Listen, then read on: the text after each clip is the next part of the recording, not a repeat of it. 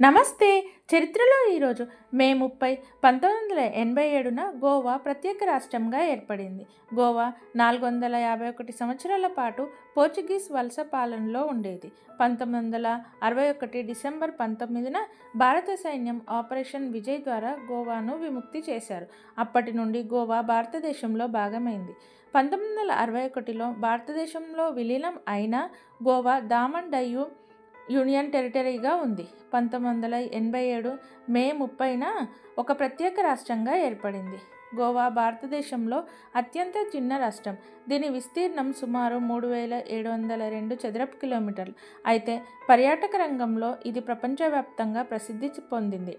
గోవా బీచ్లు, చర్చిలు, night life, festivals వల్ల దేశీయ, విదేశీయ టూరిస్టులను ఆకర్షించింది. ఇది భారతదేశంలో టాప్ టూరిస్ట్ డెస్టినేషన్లో ఒకటి. గోవా రాష్ట్ర అధికార భాష కొంకణి. ఇది స్వతంత్ర శాసనసభ కలిగిన చిన్న రాష్ట్రాల్లో ఒకటి. మీరు ఎప్పుడైనా గోవా వెళ్ళారా? అయితే కామెంట్ చేయండి.